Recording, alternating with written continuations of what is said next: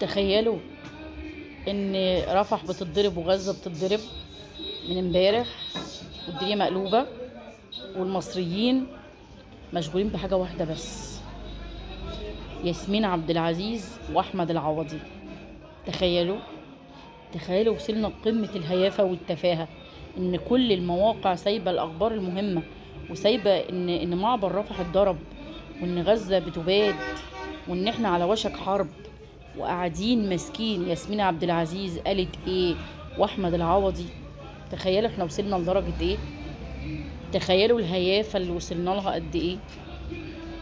كل المواقع بلا استثناء بتتكلم على الست ياسمين عبد العزيز وحوارها المهم جدا جدا جدا اللي قالته مع الست اسعاد يونس، والست هترجع لطليقها ولا لا، وياسمين عبد العزيز لسه بتحب طليقها ولا لا. بس ده اهم موضوع. احنا وصلنا لقمة الهيافة اللي في العالم كله.